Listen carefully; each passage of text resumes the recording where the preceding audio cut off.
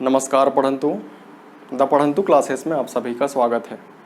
मृदा संसाधन पढ़ रहे थे जिसका हाफ पोर्शन कंप्लीट हो चुका है। आज हम आगे बढ़ेंगे, उसी के आगे से पढ़ेंगे। ठीक, पारिस्थितिकीय मृदा देखते हैं। पारिस्थितिकीय मृदा, ठीक, इसके प्रकार देखते हैं। पहला है अवशिष्ट मृदा, दूसरा वाहित मृदा, तीसरा जलोढ़ मृदा, अगला है वातोड़ मृदा, पांचवा है शैल मालवा मृदा। शैल मालवा मृदा, ठीक। अब इसमें एग्जाम में क्या पूछेगा कि निम्नलिखित में से वाहित मृदा क्या है, उसका डेफिनेशन लिखा रहेगा। यह डेफिनेशन लिखा रहेगा निम्नलिखित में से यह किस मृदा की परिभाषा है। ठीक, जैसे अब अवशिष्ट मृदा क्या है, यह मृदा जिस स्थान पर बनती है उसी स्थान पर पड़ी रहती है। ठीक, एग्जाम में क्या पूछेगा, ऐसी मृदा जो जिस स्थान पर बने और उसी स्थान पर पड़ी रहे। ठीक, निम्नलिखित में से क्या है, ऑप्शन होंगे, है ना, उसमें से आंसर हो जाएगा अवशिष्ट मृदा। ठीक, दूसरा देखते हैं वाहित मृदा। इस प्रकार की मृदा जहां पर बनती है वहां से बहकर दूसरे स्थान पर चली जाती है, बहकर दूसरे स्थान पर चली जाती है। ठीक, जलोढ़ मृदा जल द्वारा बहाकर दूसरे स्थान पर ले जाई जाती है। ठीक, जलोढ़ मृदा क्या है, ऐसी मृदा जो जल द्वारा एक स्थान से दूसरे स्थान तक ले जाया जाए। ठीक, वातोड़ मृदा क्या है, ऐसी मृदा जो वायु द्वारा उड़कर एक स्थान से दूसरे स्थान तक चली जाए। ठीक, शैल मालवा मिट्टी क्या है, जो पृथ्वी के आकर्षण के कारण एक स्थान से दूसरे स्थान तक चली जाए। क्लियर है। एग्जाम में क्या पूछेगा कि ऐसे मृदा जो वायु द्वारा उड़कर एक स्थान से दूसरे स्थान तक चली जाए, निम्नलिखित में से कौन सी मृदा है, तो आंसर लगाएंगे वातोड़ मृदा। ठीक, ऐसी मृदा जो पृथ्वी के आकर्षण के कारण एक स्थान से दूसरे स्थान तक चली जाए। ऑप्शन है वाहित मृदा, जलोढ़ मृदा, वातोड़ मृदा, शैल मालवा मृदा, तो आंसर हो जाएगा शैल मालवा मृदा। ठीक, ऐसी मृदा जो जिस स्थान पर बनती है वहीं पड़ी रहती है, तो कौन सी मृदा हो गई, अवशिष्ट मृदा। क्लियर है। ठीक है, चलिए फिर से देखिए, पारिस्थितिकीय मृदा के प्रकार अवशिष्ट मृदा जिस स्थान पर बनती है वहीं पड़ी रहती है। वाहित मृदा जिस स्थान पर बनती है वहां से बहकर दूसरे स्थान पर चली जाती है। जलोढ़ मृदा ऐसी मृदा है जो जल द्वारा बहाकर एक स्थान से दूसरे स्थान तक ले जाई जाती है। वातोड़ मृदा ऐसी मृदा है जो वायु द्वारा बहाकर एक स्थान से दूसरे स्थान तक ले जाई जाती है। और शैल मालवा मृदा ऐसी मृदा है जो पृथ्वी के आकर्षण के कारण एक स्थान से दूसरे स्थान तक ले जाई जाती है। क्लियर है। तो ये हो गया पारिस्थितिकीय मृदा। अगला देखते हैं मृदा अभिक्रिया।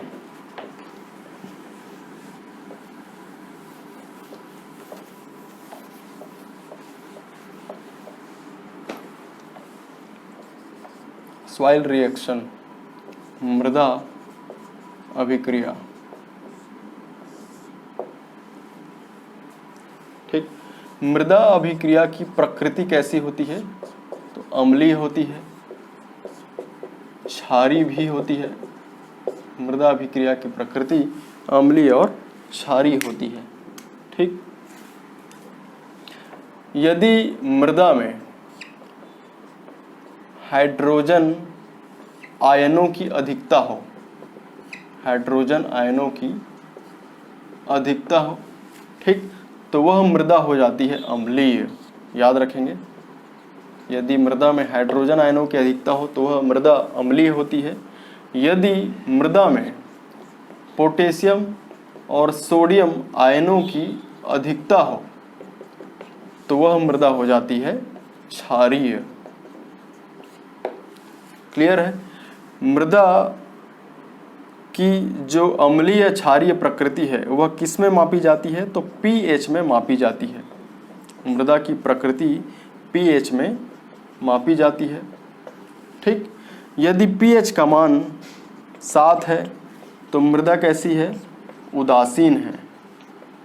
ठीक, यदि मृदा के पीएच का मान 7 से ज़्यादा है तो वह मृदा हो जाएगी क्षारीय, 7 से कम है तो वह हो जाएगी अम्लीय। क्लियर है? तो ये भी पूछा जा सकता है कि निम्नलिखित में से किस आयनों की अधिकता से मृदा अम्लीय होती है? तो आंसर है हाइड्रोजन आयन। ठीक, निम्नलिखित में से किन आयनों की अधिकता से मृदा क्षारीय होती है? तो आंसर है पोटेशियम और सोडियम आयनों की अधिकता से। क्लियर है? फिर से देखिए, मृदा अभिक्रिया की प्रकृति अम्लीय तथा क्षारीय होती है। यदि मृदा में हाइड्रोजन आयनों की अधिकता हो तो वह मृदा अम्लीय होती है।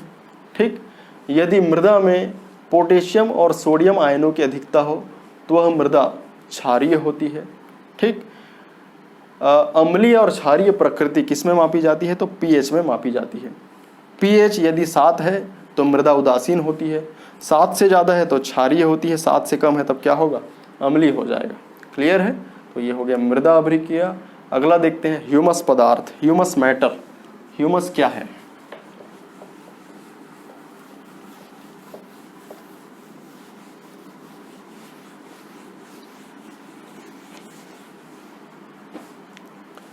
ह्यूमस पदार्थ,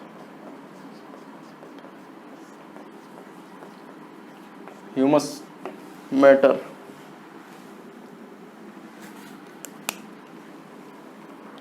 ह्यूमस मैटर क्या है? ह्यूमस पदार्थ किसी भी मृदा में पाए जाने वाले सभी विच्छेदित कार्बनिक पदार्थों को कहा जाता है। सभी विच्छेदित, विच्छेदन मतलब टूटा हुआ, ठीक, टुकड़ों में बटा हुआ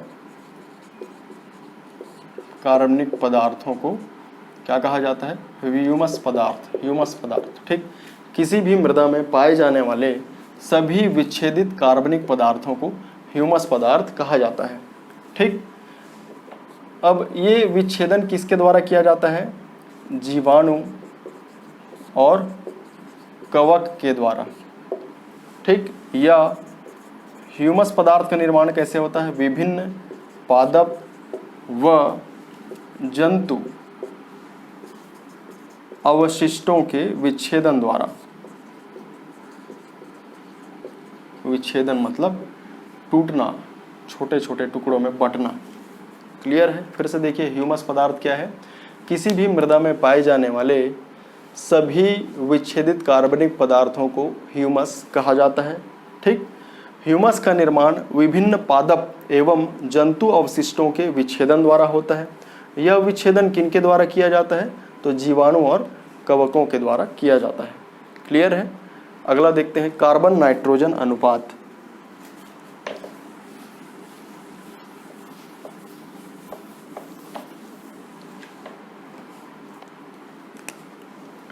कार्बन नाइट्रोजन अनुपात।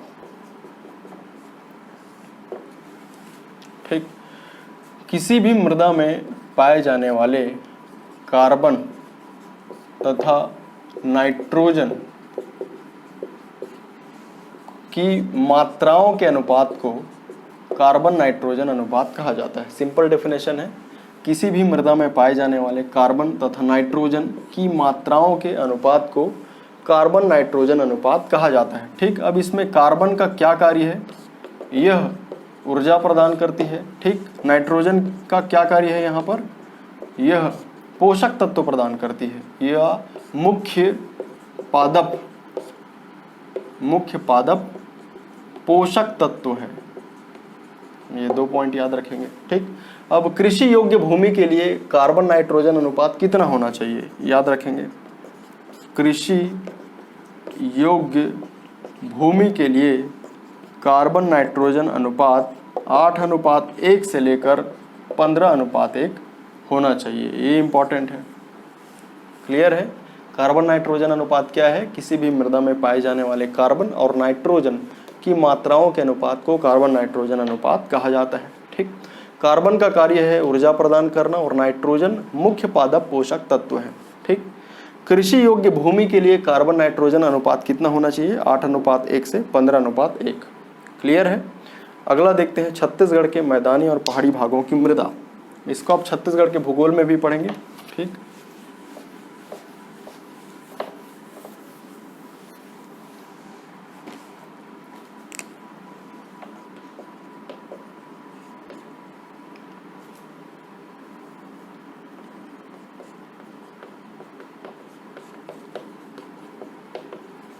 छत्तीसगढ़ के भूगोल में हम डिटेल से पढ़ेंगे, मैं सिर्फ इम्पोर्टेंट बता रहा हूँ। ठीक, पहला है कन्हार मिट्टी या जिसे काली मिट्टी भी कहा जाता है। ठीक, अब इसकी विशेषताएं क्या है जो एग्जाम में पूछा जा सकता है, जैसे इसकी जल धारण क्षमता ज़्यादा होती है, उचित जल धारण क्षमता, पहली विशेषता उचित जल धारण क्षमता। ठीक, दूसरा पॉइंट अत्यधिक उपज क्षमता। ठीक, मुख्य रूप से इसमें धान और गन्ना उगाया जाता है, मुख्य रूप से इसमें धान और गन्ना उगाया जाता है। क्लियर है। दूसरा मिट्टी देखते हैं, डोरसा मिट्टी। डोरसा मिट्टी, यह मिट्टी लाल पीली मिट्टी जिसे स्थानीय भाषा में बोलते हैं मटासी मिट्टी और कन्हार मतलब काली मिट्टी के मिश्रण से बनती है। ठीक, इसमें जल धारण क्षमता कम होती है। ठीक, पोषक तत्वों की भी इसमें कमी हो सकती है। इसके बाद भी यह कृषि कार्य के लिए उपयुक्त मानी जाती है। ठीक, किन क्षेत्रों में पाया जाता है, तो छत्तीसगढ़ के पूर्वी बघेलखंड के पठार में इसका विस्तार है ना। मान लो ये छत्तीसगढ़ है तो पूर्वी बघेलखंड का पठार इस हिस्से में है।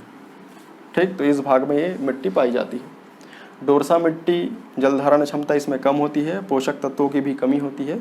इसके बाद भी यह कृषि कार्यों के लिए उपयुक्त मानी जाती है। इसमें धान, चना है ना इत्यादि मुख्य रूप से उगाए जाते हैं। ठीक, इसका विस्तार कहाँ पर है, छत्तीसगढ़ के पूर्वी बघेलखंड के पठार में। ठीक, कन्हार मिट्टी का विस्तार कहाँ पर है, कवर्धा, बेमेतरा, मुख्य रूप से कवर्धा और बेमेतरा में। ठीक, राजनांदगांव में, बालोद में और दुर्ग में। क्लियर है। तीसरा देखते हैं,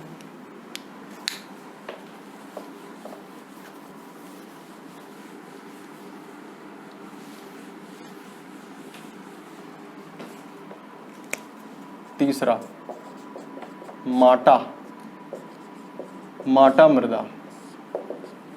ये कहाँ पर पाई जाती है, तो ढाल वाली भूमि के ऊपरी हिस्सों में पाई जाती है। माटा मृदा ढाल वाली भूमि के ऊपरी हिस्सों में पाई जाती है। इसमें रेत और कंकड़ पत्थर पाए जाते हैं, अतः जल धारण क्षमता भी कम होती है। जल धारण क्षमता इसमें कम होती है। क्लियर है। चौथा देखते हैं मटासी मिट्टी। मटासी मिट्टी, इसे लाल पीली मिट्टी कहा जाता है। लाल पीली मिट्टी स्थानीय भाषा में क्या कहते हैं, मटासी मिट्टी। ठीक, इसमें भी जल धारण क्षमता कम होती है। जल धारण क्षमता कम होती है, कृषि कार्य के लिए उपयुक्त मानी जाती है। ठीक, मुख्य रूप से क्या उगाया जाता है, धान, ठीक है, चना, तिवरा इत्यादि की खेती की जाती है। ठीक, इसका विस्तार छत्तीसगढ़ के मैदान में मुख्य रूप से है। मान लो ये छत्तीसगढ़ है तो इसका विस्तार कहाँ पर है, ये मध्य छत्तीसगढ़ में, जिसको महानदी बेसिन या छत्तीसगढ़ का मैदान भी कहा जाता है। क्लियर है। ठीक, अगला देखते हैं बस्तर के पठार की मृदाएं। इसके अलावा और भी मिट्टियों के नाम आप पढ़ेंगे छत्तीसगढ़ के भूगोल में। ठीक है, बस्तर के पठार की मृदाएं देखते हैं।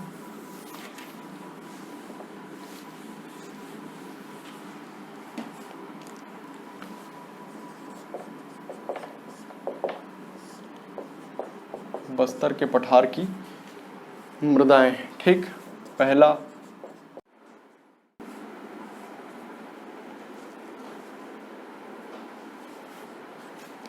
आगे देखते हैं बस्तर के पठार की मृदाएं। बस्तर के पठार की मृदाएं, यहाँ से क्वेश्चन पूछा जा चुका है। ठीक, कौन सी भूमियाँ या मृदाएं पाई जाती है, तो मरहान भूमि, मरहान भूमि या मृदा। ठीक, दूसरा टिकरा मृदा, मरहान टिकरा। फिर है माल मृदा, या मालभूमियाँ, और है गाभर, गाभर मृदा या गाभर भूमियाँ। ठीक, मरहान मृदा की क्या विशेषताएं हैं? पहला पॉइंट याद रखेंगे, शीर्ष उच्च भूमियाँ। ठीक, दूसरा पॉइंट तीव्र ढाल वाली, और तीसरा है जल धारण क्षमता इसमें कम होती है। ठीक, एग्जाम में पूछा जा सकता है कि बस्तर के पठार में पाई जाने वाली मृदाओं में शीर्ष उच्च भूमि मृदा या शीर्ष उच्च मृदा कौन सी है? तो आंसर है मरहान मृदा। ठीक, इसके अलावा तीव्र ढाल वाली मृदा है और जल धारण क्षमता इसमें कम होती है। ठीक, अगला है टिकरा मृदा। ये मरहान मृदा के नीचे होती है, मतलब इसको हम लिख सकते हैं मध्यम ढालदार मृदा। ठीक, इसमें भी जल धारण क्षमता कम होती है। ठीक, इसकी भौतिक दशाएं मरहान मृदा से अच्छी होती है। क्लियर है? इसके नीचे माल मृदा पाई जाती है। ठीक, तो इसमें हम क्या लिखेंगे? समतल मध्यम भूमियाँ। ठीक, समतल मध्यम भूमियाँ या मृदा। ठीक, फिर दूसरा पॉइंट मध्यम जल धारण क्षमता। क्लियर है? तीसरा पॉइंट इसकी भौतिक दशाएं तथा रासायनिक दशाएं मरहान मृदा और टिकरा मृदा से अच्छी मानी जाती है। ठीक, माल मृदा की क्या विशेषताएं हैं? पहला समतल मध्यम भूमि, मध्यम जल धारण क्षमता और भौतिक रासायनिक दशाएं किनसे अच्छी होती है? मरहान और टिकरा मृदा से। ठीक, अगला है गाभर मृदा। ये सबसे नीचे पाई जाती है, इसलिए इसको बोलते हैं निचली मृदा। ठीक, इसे भारी मृदा भी कहा जाता है, जिसमें क्ले कणों की प्रधानता या क्ले कणों की अधिकता पाई जाती है। क्लियर है? अब ये एग्जाम में पूछा गया है कि बस्तर के पठार में पाई जाने वाली मृदाओं को ऊपर से नीचे क्रम अनुसार जमाइए, है ना? तो इसी सीक्वेंस में याद रखेंगे, ऊपर से नीचे की तरफ मरहान, टिकरा, माल, गाभर। ठीक, मरहान मृदा के नीचे टिकरा, इसके नीचे माल मृदा और उसके नीचे गाभर मृदा पाई जाती है। क्लियर है? तो ये हो गया बस्तर के पठार की मृदाएं। अगला देखते हैं मृदा की उर्वरता, मृदा की उत्पादकता और मुख्य पोषक तत्व। ठीक है,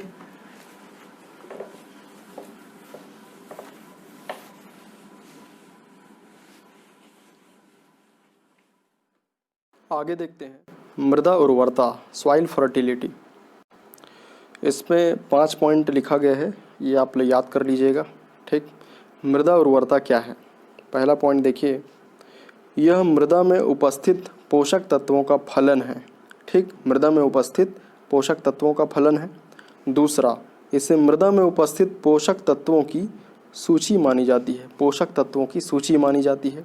ठीक, पोषक तत्वों का फलन है और पोषक तत्वों की सूची मानी जाती है। तीसरा पॉइंट देखिए, मृदा की उर्वरता सभी जलवायु में समान होती है। मृदा की उर्वरता सभी जलवायु में समान होती है। ठीक, सभी उर्वर भूमि उत्पादक नहीं हो सकते। याद रखेंगे, सभी उर्वर भूमि उत्पादक नहीं हो सकते। ठीक, इसका विश्लेषण प्रयोगशाला में किया जा सकता है। इसका विश्लेषण प्रयोगशाला में किया जा सकता है। ठीक, मृदा उत्पादकता देखते हैं। यह मृदा उर्वरता प्रबंधन एवं जलवायु का फलन है। उर्वरता प्रबंधन और जलवायु का फलन है। ठीक, इसके पहले हम क्या पढ़े थे कि मृदा उर्वरता पोषक तत्वों का फलन है। पोषक तत्वों का फलन है। ठीक, किंतु मृदा उत्पादकता किसका फलन है? मृदा उर्वरता प्रबंधन और जलवायु का फलन है। ठीक, यह फसल उत्पादन को सूचित करता है। ठीक, मृदा उत्पादकता फसल उत्पादन को सूचित करता है। मृदा उत्पादकता जलवायु के बदलने या स्थान बदलने पर बदल जाती है। ठीक, लेकिन मृदा उर्वरता में क्या पढ़े थे कि मृदा की उर्वरता सभी जलवायु में समान होती है। उर्वरता सभी जलवायु में समान होती है, किंतु उत्पादकता जलवायु बदलने या स्थान बदलने पर बदल जाती है। ठीक, आगे देखते हैं। सभी उत्पादक भूमि निश्चित रूप से उर्वर होते हैं। सभी उत्पादक भूमि उर्वर होते हैं। उसमें क्या पढ़े थे कि सभी उर्वर भूमि उत्पादक नहीं हो सकते, सभी उर्वर भूमि उत्पादक नहीं हो सकते। ठीक, इसमें क्या है कि उत्पादक भूमि उर्वर होंगे। ठीक, आगे देखिए अगला पॉइंट, उत्पादक भूमि का विश्लेषण निश्चित जलवायु में खेत में ही संभव है, निश्चित जलवायु में खेत में ही संभव है। उत्पादक भूमि या उत्पादक मृदा का विश्लेषण निश्चित जलवायु में ही खेत में संभव है। ठीक, लेकिन मृदा उर्वरता में क्या पढ़ा, इसका विश्लेषण प्रयोगशाला में ही किया जा सकता है, प्रयोगशाला में किया जा सकता है। क्लियर है, तो ये हो गया मृदा उर्वरता और मृदा उत्पादकता। आगे देखते हैं मुख्य पोषक तत्व देखेंगे, इसके बाद मुख्य पोषक तत्व देखते हैं और पौधों में उनके कार्य भी हम जानेंगे। पहला है नाइट्रोजन, एन फॉर नाइट्रोजन। ठीक, इसका कार्य है पौधों में वृद्धि और प्रोटीन का उत्पादन करना। ठीक, ये एग्जाम में पूछा जा चुका है यूपी पीसीएस में। ठीक, दूसरा है पी मतलब फास्फोरस, इसका कार्य है जड़ों का विकास करना, शीघ्र फल पकाना। तो ये शीघ्र फल पकाना वाला क्वेश्चन पूछा जा चुका है यूपीएससी में। ठीक, तीसरा है के मतलब पोटेशियम, इसका कार्य है उच्च गुणवत्ता प्रदान करना, पानी का उचित अवशोषण करना। ठीक, अगला है एस मतलब सल्फर। ठीक, इसका कार्य है प्रोटीन एवं तेल निर्माण में सहायता करना। अगला है Ca मतलब कैल्शियम, इसका कार्य है कोशिका संरचना एवं विभाजन। ठीक, अगला है Mg मतलब मैग्नीशियम, इसका कार्य है ऊर्जा स्थानांतरण करना और यह क्लोरोफिल का प्रमुख तत्व है, ये भी पीएससी के एग्जाम में पूछा जा चुका है। ठीक, अगला है Fe मतलब आयरन, इसका कार्य है श्वसन और क्लोरोफिल का उत्पादन करना, इसका कार्य श्वसन है, इसके अलावा क्लोरोफिल का भी उत्पादन करता है, यह भी एग्जाम में पूछा जा चुका है यूपीपीएससी में। ठीक, अगला है Mn मैग्नीज, इसका कार्य है एंजाइम सक्रियता एवं प्रकाश संश्लेषण में यह महत्वपूर्ण भूमिका निभाता है। ठीक, अगला MO मोलिब्डेनम, इसका कार्य है दलहनों में नाइट्रोजन को फिक्स करना। ठीक, नाइट्रोजन स्थिरीकरण में महत्वपूर्ण भूमिका निभाता है मोलिब्डेनम। ठीक, अगला है Zn मतलब जिंक, इसका कार्य है प्रोटीन संश्लेषण, इसके अलावा एंजाइम को सक्रिय करने का भी यह कार्य करता है। ठीक, अगला है कोबाल्ट, इसका कार्य है नाइट्रोजन स्थिरीकरण, विटामिन B12 का निर्माण करना। अगला Na मतलब सोडियम, इसका कार्य है सूखा प्रतिरोध में वृद्धि करना, स्टोमेटा के खोलने में सहायता करना। क्लियर है? ठीक, चलिए आगे देखते हैं। आगे बढ़ते हैं। खाद, सबसे पहले जानेंगे खाद क्या है। खाद वे सभी पदार्थ हैं जो मृदा में मिलाए जाने पर मृदा की उर्वरा शक्ति में वृद्धि करते हैं तथा पौधों को बढ़ाने में सहायक होते हैं। ठीक, ऐसे पदार्थ जो मृदा में मिलाए जाने पर मृदा की उर्वरा शक्ति में वृद्धि करते हैं और पौधों को बढ़ाने में सहायक होते हैं। ठीक, इसका वर्गीकरण किया जा सकता है जैविक खाद, ऑर्गेनिक मैन्योर और रासायनिक खाद, इनऑर्गेनिक मैन्योर। ठीक, जैविक खाद को फिर से गोबर खाद, कंपोस्ट खाद, हरी खाद, वर्मी कंपोस्ट इत्यादि में वर्गीकृत किया जा सकता है। रासायनिक खाद को भी नत्रजनधारी, फास्फेटधारी और पोटासधारी इत्यादि में वर्गीकृत किया जा सकता है। ठीक, अब देखते हैं जैविक खाद क्या है। जैविक खाद के अंतर्गत गोबर खाद क्या है। यह खाद पशुशाला से प्राप्त होती है जिसमें पशुओं के गोबर, मूत्र इत्यादि को शामिल किया जाता है। ठीक, कंपोस्ट खाद क्या है। पौधों के अवशेष पदार्थों, कूड़ा करकट तथा पशुओं के गोबर, मलमूत्र इत्यादि पर बैक्टीरिया तथा फफूंद द्वारा विच्छेदन करके इसे तैयार किया जाता है। ठीक, तैयार करने की इस विधि को कंपोस्ट बनाना या कंपोस्टिंग भी कहा जाता है। क्लियर है? हरी खाद क्या है। हरी खाद से तात्पर्य है बिना सड़े गले हरे पौधे या उसके भागों को भूमि में जोत देने या दबा देने से है। ठीक, इसके प्रयोग से भूमि की उर्वरा शक्ति में वृद्धि होती है। ठीक, आगे देखते हैं वर्मी कंपोस्ट, ये क्या है। वर्मी कंपोस्ट केचुआ द्वारा तैयार खाद को कहा जाता है। केचुआ को किसान का मित्र जीव कहा जाता है। ठीक, केचुआ से उत्तम गुणवत्ता वाली खाद तैयार की जाती है। इसे केचुआ की खाद भी कहा जाता है तथा इसे छत्तीसगढ़ी बोलचाल की भाषा में गेंगरवा भी कहा जाता है। ठीक है, चलिए आगे देखते हैं। कंपोस्ट बनाने की कौन कौन सी विधियां हैं? पहला इंदौर विधि, इसका आविष्कार किसने किया? डॉक्टर हार्वर्ड ने किया। मायादास विधि, ठीक। उत्प्रेरित विधि, इसका आविष्कार किसने किया? काउलर और रेगे ने, ठीक। एडको विधि, इसका आविष्कार हबिन्सन और रिचर्ड्स ने किया। फिर नाडेप विधि, इसका आविष्कार महाराष्ट्र राज्य के नारायण राव पंडरी पांडे ने किया। नारायण राव पंडरी पांडे ने किया, ठीक। आगे देखते हैं, ये है बायोगैस संयंत्र, बायोगैस प्लांट, ठीक।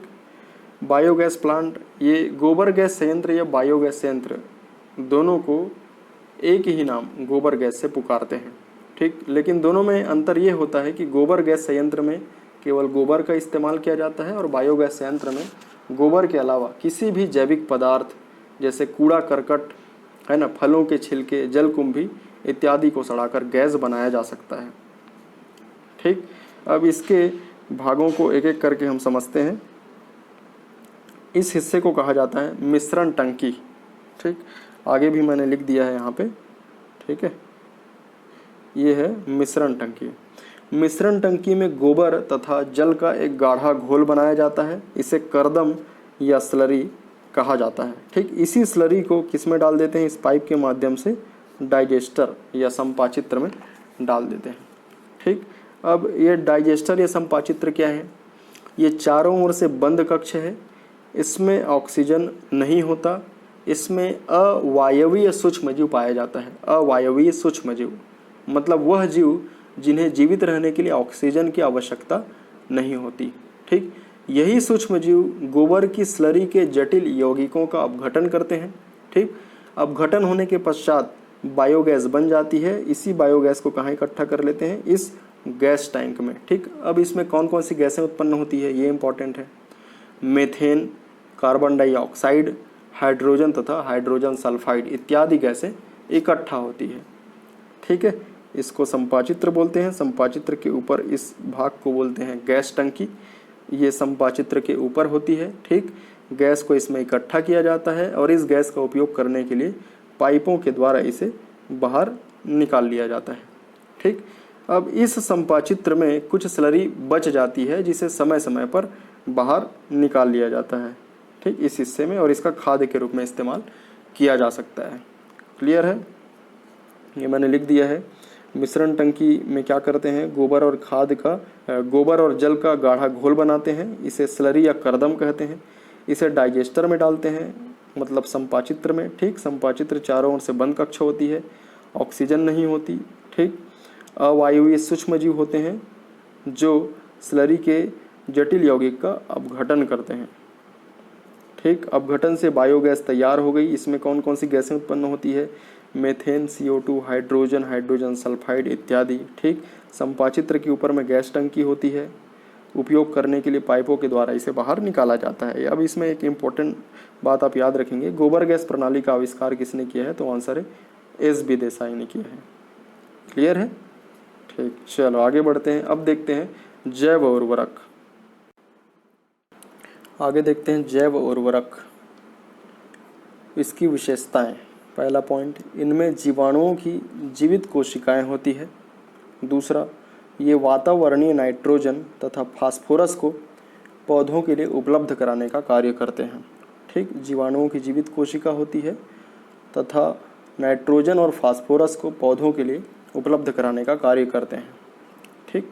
अब कुछ जैव उर्वरक जो इम्पोर्टेंट है वो मैं आपको बता रहा हूँ। पहला है नील हरित शैवाल, ब्लू ग्रीन एल्गी। यह निम्न श्रेणी के पादप होते हैं जिसे साइनोबैक्टीरिया कहा जाता है, ठीक।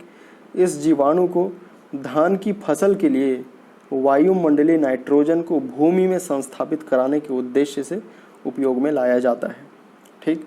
नीलहरित शैवाल द्वारा नाइट्रोजन का स्थिरीकरण एक विशेष कोशिका द्वारा किया जाता है जिसका नाम है हेटेरोसिस्ट, ठीक। दूसरा जैव उर्वरक है एजोला, ठीक। एजोला क्या है? एजोला ठंडे पानी में उगने वाली एक घास है, एक पौधा है। यह एक फर्न है, ठीक, जिसमें एनाबिना एजोली नामक शैवाल सहजीवी के रूप में पाया जाता है। एनाबीना एजोली नामक शैवाल सहजीवी के रूप में पाया जाता है। ठीक, इसका प्रयोग धान की फसल में मुख्य रूप से किया जाता है। क्लियर है? आगे बढ़ते हैं। तीसरा है एजोटोबैक्टर।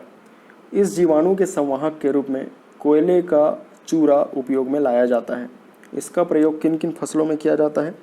खाद्यान्न, तिलहन, नकदी फसलें, सब्जियां, बागवानी फल इत्यादि। ठीक, अगला जैव उर्वरक है एजोस्पाइरिलम। एजोस्पाइरिलम, ठीक, इसका प्रयोग भी किन फसलों में किया जाता है? खाद्यान्न, तिलहन, नकदी फसल, सब्जी और बागवानी फल इत्यादि। ठीक, अगला है राइजोबियम। यह दलहनी फसलों का जैव उर्वरक है। यह दलहनी फसलों के जड़ ग्रंथियों में पाया जाता है। ठीक, यह जीवाणु जड़ ग्रंथियों के त्वचिका में निवास करता है। क्लियर है? अगला देखते हैं नाइट्रीकरण, नाइट्रिफिकेशन। नाइट्रीकरण क्या है? यह वह प्रक्रम है जिससे मृदा में उपस्थित अमोनियम नाइट्रोजन नाइट्रेट में परिवर्तित हो जाता है। यह वायुजीवी प्रक्रम है। यह स्वपोषित बैक्टीरिया द्वारा संपन्न होती है। ठीक, नाइट्रीकरण में भाग लेने वाले बैक्टीरिया को दो भागों में बांटा जाता है। पहला वे बैक्टीरिया जो NH4 के ऑक्सीकरण से ऊर्जा प्राप्त करता है। ठीक, दूसरा वे बैक्टीरिया जो नाइट्राइट के ऑक्सीकरण से ऊर्जा प्राप्त करते हैं। ठीक है, पहला है वे बैक्टीरिया जो NH4 के ऑक्सीकरण से ऊर्जा प्राप्त करते हैं और दूसरा जो नाइट्राइट के ऑक्सीकरण से ऊर्जा प्राप्त करते हैं। ठीक, पहले वर्ग के बैक्टीरिया अर्थात नाइट्रोसोमोनास NH4 को नाइट्राइट में परिवर्तित करते हैं और दूसरे वर्ग के बैक्टीरिया अर्थात नाइट्रोबैक्टर नाइट्राइट से नाइट्रेट का उत्पादन करते हैं। ठीक, अधिकांश पौधे नाइट्रोजन को मृदा से नाइट्रेट के रूप में ग्रहण करते हैं। पौधे नाइट्रोजन को गैस के रूप में ग्रहण नहीं करते, नाइट्रोजन के यौगिकों को ग्रहण करते हैं। नाइट्रोजन के यौगिक जैसे नाइट्रेट। ठीक, चलो आगे देखते हैं विनाइट्रीकरण क्या होता है। मृदा से नाइट्रेट का लुप्त हो जाना विनाइट्रीकरण कहलाता है। मृदा से नाइट्रेट का लुप्त हो जाना विनाइट्रीकरण कहलाता है। ठीक, याद रखेंगे थायोबैसिलस सीडोमोनास एक्रोमोबैक्टर। थायोबैसिलस सीडोमोनास एक्रोमोबैक्टर वंश के बैक्टीरिया में विनाइट्रीकरण की क्षमता अधिक पाई जाती है। ठीक, ये इंपॉर्टेंट है। आगे देखते हैं नाइट्रोजन स्थिरीकरण, नाइट्रोजन फिक्सेशन। पौधों में नाइट्रोजन को गैसीय रूप में ग्रहण करने की क्षमता का अभाव पाया जाता है। ठीक, पौधे नाइट्रेट तथा नाइट्राइट के रूप में नाइट्रोजन को ग्रहण करते हैं। यौगिकों के रूप में उपस्थित नाइट्रोजन स्थिर नाइट्रोजन फिक्स्ड नाइट्रोजन कहलाता है। अतः वायुमंडल के मुक्त नाइट्रोजन गैस को नाइट्रोजन के यौगिकों के रूप में परिवर्तित करने की क्रिया नाइट्रोजन का स्थिरीकरण कहलाता है। ठीक, पहले ही बता दिया कि पौधे नाइट्रोजन गैस को गैस के रूप में ग्रहण नहीं करते, उसके यौगिकों को ग्रहण करते हैं। ठीक, इसे क्या कहा जाता है? नाइट्रोजन स्थिरीकरण कहा जाता है। आगे देखते हैं मृदा अपरदन। यह एक भौतिक क्रिया है जिसके द्वारा मृदा पदार्थ एक स्थान से दूसरे स्थान पर पहुंचता है। ठीक, मृदा पदार्थ जल तथा वायु के माध्यम से स्थानांतरित होती है। क्या कहलाता है? मृदा अपरदन कहलाता है। परत अपरदन क्या है? यह जलीय अपरदन का एक प्रकार है। ठीक, मृदा अपरदन या मृदा क्षरण या परत अपरदन मृदा उर्वरता का ह्रास करता है। ठीक, इसलिए इस अपरदन को किसान की मौत की संज्ञा दी गई है। किसान की मौत किस अपरदन को कहा गया है? परत अपरदन। ये इंपॉर्टेंट है। अगला देखते हैं अवनालिका अपरदन। यह अपरदन किस आकार की होती है? यू आकार की, वी आकार की या सुरंग अवनालिका। ठीक, भारत में मालवा पठार का चंबल नदी बाह्य क्षेत्र इससे सर्वाधिक प्रभावित है। ठीक, कौन सा क्षेत्र प्रभावित है सबसे ज़्यादा? चंबल नदी का बाह्य क्षेत्र। ठीक, इंपॉर्टेंट पॉइंट याद रखेंगे। केंद्रीय मृदा संरक्षण बोर्ड की स्थापना कब हुई? 1953। केंद्रीय मृदा संरक्षण बोर्ड की स्थापना हुई 1953। ठीक, मृदा रक्षक फसलें कौन कौन सी है? मुख्य रूप से मूंगफली और मूंग। ठीक है, बरसिम, लूसर्न और शकरकंद। ठीक, आगे देखते हैं भूमि सुधारक, सॉइल अमेंडमेंट। ये क्या है?